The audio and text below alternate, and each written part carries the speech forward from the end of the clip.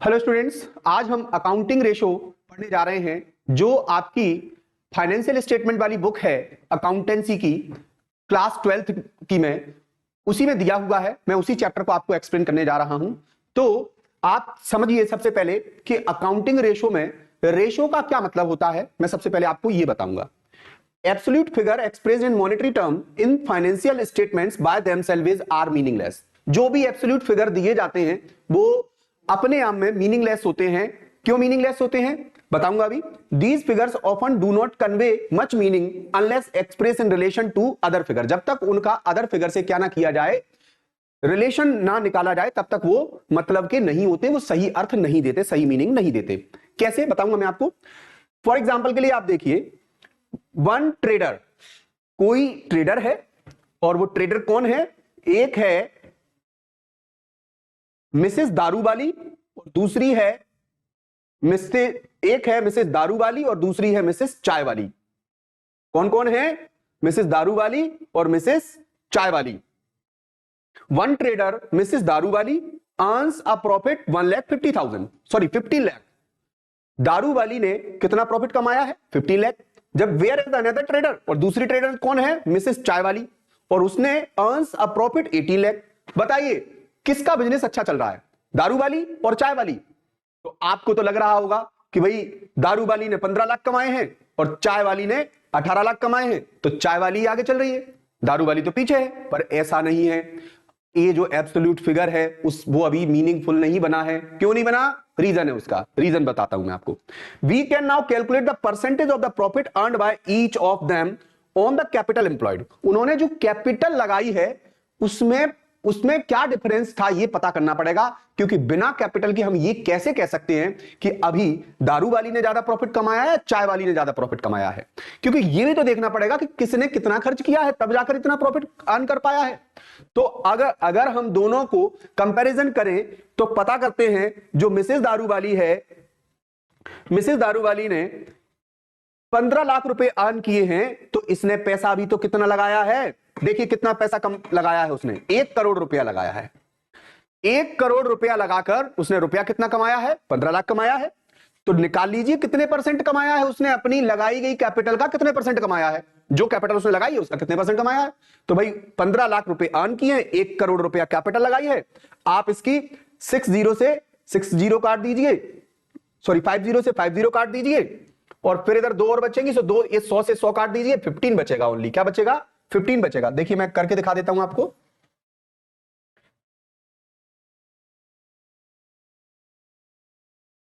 और इसका तो डिवाइड है 15%, मतलब जो पैसा इसने लगाया है दारू वाली ने, उस पर इसने 15% बेनिफिट कमाया है। जबकि इसको देखते हैं, इसने 1.5 करोड़ लगाया है, चाय वाली ने रुपया भी तो ज्यादा लगाया है। हाँ, रुपया ज्यादा लगाया और पैसा कितना कमाया है देखते हैं। पैसा कमाया है इसने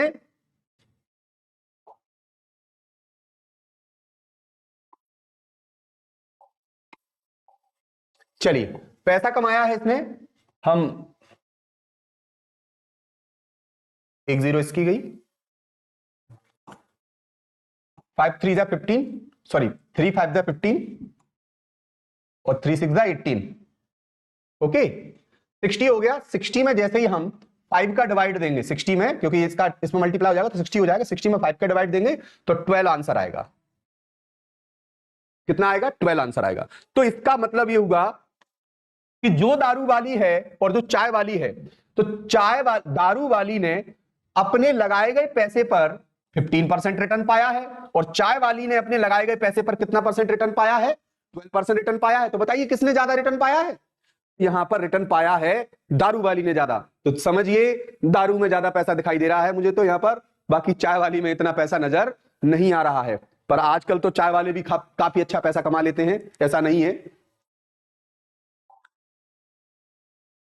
अब आगे देखिए आप, तो आपको एक बात समझ में आई होगी कि जब तक डेटा को सही से रिलेशन में ना रखा जाए तब तक डेटा अंडरस्टैंड नहीं किया जा सकता सही तरीके से, उसका मीनिंगफुल जो है उसका मीनिंग नहीं निकल सकता सही तरीके से। जैसे आप 10 और 15 लाख और 18 लाख देखकर कंफ्यूज हो गए थे कि जिसने 18 लाख कमाए हैं वो ज्यादा स्टेबल फॉर्म है, ऐसा नहीं है। जिसने 18 लाख कमाए हैं उससे ज्यादा स्टेबल कौन सी फर्म लग रही है मुझे, जो 15 लाख कमाए हैं, क्योंकि उसने अपने लगाए इन्वेस्टमेंट जो किया है उस पर कितना ज्यादा पैसा कमाया है, 15% कमाया है, जबकि जिसने 18 लाख कमाए हैं उसने रुपए भी तो 1.5 करोड़ लगाए थे, तो 12% ही तो रिटर्न आ रहा है उसका। तो इसका मतलब ये हुआ कि इस फर्म की सिचुएशन ज्यादा अच्छी है और इस फर्म की सिचुएशन उतनी अच्छी नहीं है। तो हम यहां पर कैपिटल के बिना कैसे हमें समझ में आ जाता, तो हमें रिलेशन तो डेटा का रखना ही पड़ेगा, तभी समझ में आएगा। और इस रिलेशन को हम क्या कहते हैं, रेशो कहते हैं। अगर मैं आगे पढ़ूं तो the above example show that the figure assume significance only when express in relation to other figures. वही फिगर जो है महत्वपूर्ण इंफॉर्मेशन दे पाएगा या उसका ही महत्व निकलेगा जो अदर फिगर से रिलेशन में रखा गया है। Just as in the example given above, the absolute figure of profit was expressed in relation to capital. या प्रॉफिट का रिलेशन किसके साथ रखा गया है, कैपिटल के साथ रखा गया है। इट assumed significance, तभी इसका कोई महत्व निकल रहा है, अदरवाइज इसका कोई महत्व नहीं निकलता।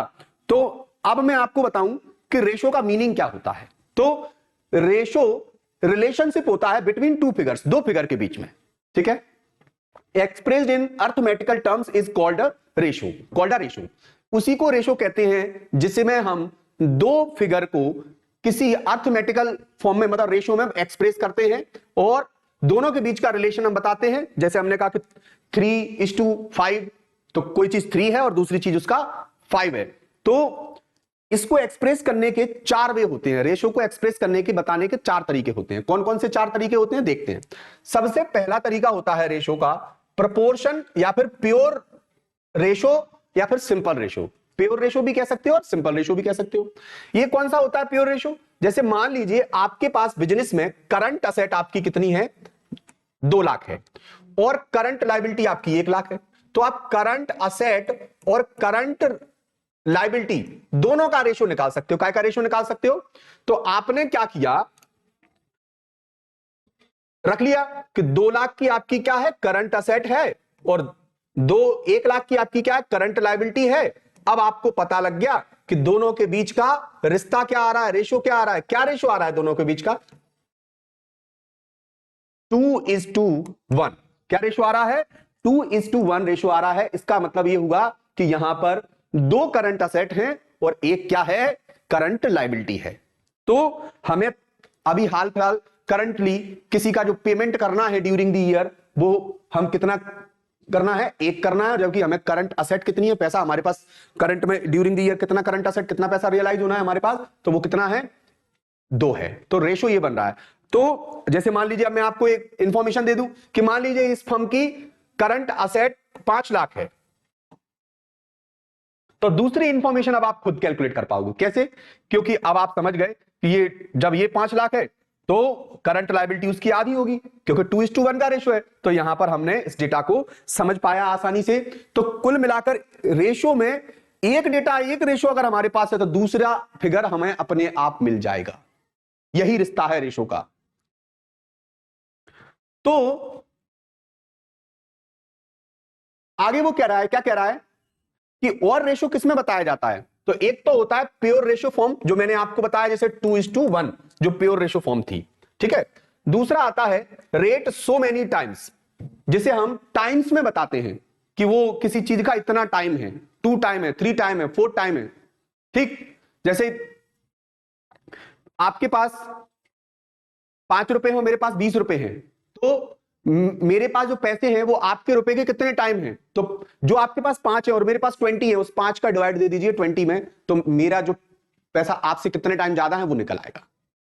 तो in this type it is calculated how many times a figure is in comparison of the another figure. If for example if a firm's credit sales during the year 2 lakh, credit sale कितनी है उसकी 2 लाख, और उसके average trade रिसीवल at the end of the year, जो उसके trade रिसीवल है end of the year वो कितने हैं, 40 लाख है, 40,000 है, 2 लाख और 40,000। तो मेरे पास 2 लाख का क्या है, क्रेडिट सेल्स है, और 40,000 की क्या है मेरे पास, जो ट्रेड रिसीवल है। तो मैं क्या करूंगा, 2 लाख को 40,000 के अपॉन में रख, 2 लाख को 40,000 के ऊपर रख के और 40,000 को नीचे रख दूंगा और काट दूंगा। तो जैसे ही काटूंगा तो 4 0 से 4 0 और 4 5 से 20, 5 टाइम्स निकल आएगा। कितना निकल आएगा, 5 टाइम्स निकल आएगा। तो इस तरीके से अगर किसी चीज को बताया जाए तो वो कौन सा रेशो होता है, वो रेट रेशो होता है, पर सो मेनी टाइम्स या टाइम्स रेशो कहते हैं हम। क्या कहते हैं? Times ratio. ये कौन सा रेशो होता है? प्योर रेशो होता है। और अगला आता है हमारा परसेंटेज रेशो। जब किसी चीज को परसेंटेज में, ये परसेंटेज रेशो आप सभी जानते हो, खूब बचपन से आप परसेंटेज शब्द को पढ़े चले आ रहे हो। जैसे मान लीजिए कि in this ratio relationship between two figures express in the 100, मतलब परसेंटेज में बताया जाता है। For example, if a firm capital is 10 lakh, मान लीजिए फर्म की कैपिटल क्या है? 10 लाख है, एंड इट्स प्रॉफिट वाज, और प्रॉफिट इज 2 लाख।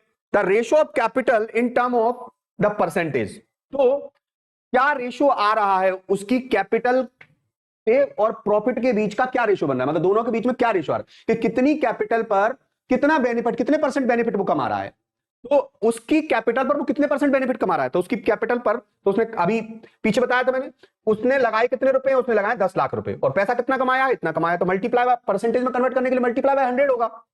तो देखिए लगाए कितने, इन्वेस्ट कितने किए हैं कि 10 लाख, अर्निंग क्या की है कि 2 लाख, तो 2 lakh upon 2 lakh upon 10 lakh, 5 zero से 5 जीरो काट दीजिए। अब 1 जीरो से 1 जीरो और काट दीजिए। 20%। कहने का मतलब यह हो गया कि अगर वो 100 रुपए लगाता है तो 20 रुपए कमा लेता है, परसेंटेज में आ गया। तो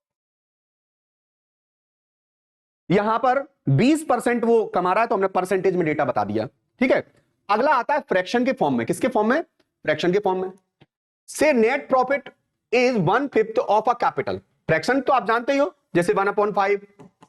ठीक है, तो वो कह रहा है कि मान जैसे नेट प्रॉफिट है किसी फर्म का, तो 1/5 है अपनी कैपिटल का। जैसे किसी फर्म ने अपने बिजनेस में कैपिटल लगाई है, और जो कैपिटल लगाई है उस पर उसने नेट प्रॉफिट कमाया है, लेकिन उसने कितनी कैपिटल लगाकर कितना नेट प्रॉफिट कमाया है, तो मैं कैपिटल बता देता हूं। उसने कैपिटल लगाई है 50 लाख। कितनी लगाई है? 50 लाख। और उसने बेनिफिट कितना कमाया है, तो मैं कहूंगा नेट प्रॉफिट कमाया है उसने 1/5 ऑफ कैपिटल। 1/5 of capital. तो कैपिटल कितनी लगाई है? 50 लाख। कैपिटल कितनी लगाई है? 50 लाख। और प्रॉफिट कितना कमाया है? तो अपनी कैपिटल का 1/5 कमाया है। तो ये फ्रैक्शन का फॉर्म हो गया। तो 1/5 5 बन जा 5। तो कितना प्रॉफिट कमाया है उसने?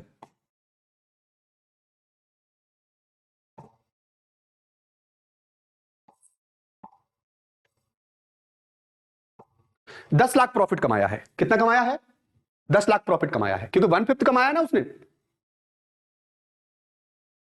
तो 50 लाख जो उसने लगाए थे, और 50 लाख में 1/5 तक उसने कमाया, तो 5 बन जा 5, 1 आ गया, और ये 0 है 6, तो 6 जीरो आ गए, तो 10 लाख रुपए उसने कमाया है। तो सीधी सी बात यह है कि यहां पर 50 लाख रुपए अगर वो लगाता है तो उसका नेट प्रॉफिट बिल भी कितना होगा? कब? जब 1/5 उसका रेशो होगा। तो बस यहीं पर 1/5 लगा दीजिए आप। सीधा सीधा फंडा है उसमें, तो कि इसी में हम 1/5 कर देते हैं। जैसे ही 1/5 करेंगे तो 5 बन जा 5, और ये 0 है 3, 3 है 3 है 6 जीरो हो गए। ये लीजिए 10 लाख रुपया उसने कमाया है। ठीक है, तो आपको यह समझ में आया होगा कि रेशो को हम कितने तरीके से लिख सकते हैं, मतलब किसी भी डेटा को हम कितने तरीके से एक्सप्रेस कर सकते हैं। एक प्योर रेशो फॉर्म में, दूसरा टाइम्स में, तीसरा परसेंटेज में, और चौथा फ्रैक्शन में। ठीक है, और आपको यह भी समझ में आ गया होगा कि एक डेटा बिना रिलेशन के कोई मतलब का डेटा नहीं होता जब तक उसे दूसरे डेटा से क्या ना किया जाए, दूसरे डेटा से उसका रिलेशन ना बताया जाए। ओके, तो अब हम पढ़ेंगे कि ये जो रेशो होते हैं वो कितने टाइप के होते हैं। रेशो के टाइप्स ऑफ द रेशो अब हम पढ़ेंगे। ओके, अब हम देखते हैं क्लासिफिकेशन ऑफ रेशो। रेशो को 4 तरीके से क्लासिफाई किया गया है। सबसे पहला है लिक्विडिटी रेशो। ये लिक्विडिटी रेशो क्या होता है? तो लिक्विडिटी रेशो वो, पहली बात तो इसका नाम ही क्या है? लिक्विड। लिक्विड मतलब जो इंस्टेंटली बह सके, इंस्टेंटली बह सके। तो फर्म जो है लिक्विडिटी रेशो में 2 प्रकार के होते हैं, करंट और क्विक। करंट और क्विक। तो करंट और क्विक तो हम बाद में देखेंगे, पहले हम लिक्विडिटी रेशो का मतलब समझते हैं। लिक्विडिटी रेशो मतलब किसी फर्म की शॉर्ट टर्म में लायबिलिटी को पे ऑफ करने की कैपेसिटी क्या है, कि एक फर्म शॉर्ट टर्म में अपनी लायबिलिटी को किस तरीके से पे ऑफ कर सकती है, क्या उसकी कैपेसिटी है। तो liquidity ratio short term obligation को पे ऑफ करने की कैपेसिटी बताता है किसी भी फर्म का, जबकि सोल्वेंसी रेशियो एक्चुअल में लॉन्ग टर्म जो लायबिलिटीज होती हैं उन लॉन्ग टर्म लायबिलिटीज को पे ऑफ करने की कैपेसिटी बताता है किसी फर्म की। तो लिक्विडिटी मतलब शॉर्ट टर्म ऑब्लिगेशन को पे ऑफ करने की, लायबिलिटी पे ऑफ करने की क्षमता, जबकि सॉल्वेंसी मतलब लॉन्ग टर्म लायबिलिटी पे ऑफ करने की कैपेसिटी बताता है। तो ये शॉर्ट टर्म कैपेसिटी बताता है, ध्यान रखना, और ये लॉन्ग टर्म कैपेसिटी बताता है। जबकि एक्टिविटी टर्नओवर रेशियो क्या बताता है कि हमारे द्वारा जो असेट्स यूज की जा रही हैं, इन्वेंट्री वगैरह जो यूज की जा रही हैं, वो कितना टाइम जो है वर्क कर रही हैं और कितने टाइम वो रिटर्न दे पा रही हैं।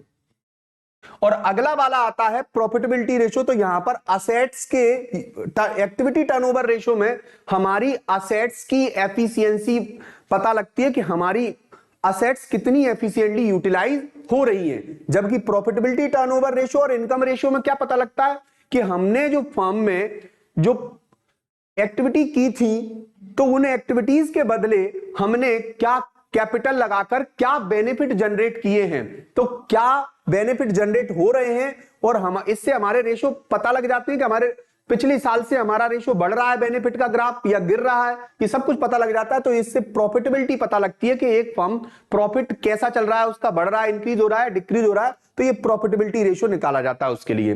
Net profit ratio, gross profit ratio, ये रेशियो होते हैं इसमें। तो अलग अलग प्रकार के 4 रेशियो हमें पढ़ने पड़ेंगे। पहला रेशियो लिक्विडिटी रेशियो है जो शॉर्ट टर्म ऑब्लिगेशन को पे ऑफ करने की कैपेसिटी बताता है। सॉल्वेंसी रेशियो है जो लॉन्ग टर्म ऑब्लिगेशन को पे करने मतलब लायबिलिटी को पे ऑफ करने की कैपेसिटी बताता है। एक्टिविटी टर्नओवर रेशियो असेट के यूटिलाइजेशन की एफिशिएंसी बताता है। और प्रॉफिटेबिलिटी रेशियो किसी फर्म के प्रॉफिट के बारे में बताता है कि प्रॉफिट किस तरीके से फर्म जनरेट कर रही है, तो प्रॉफिट जनरेट करने की एफिशिएंसी बताता है। तो आप ध्यान रखना, इसके बाद हम इनको 1 बाय 1 करके पढ़ेंगे, ठीक है।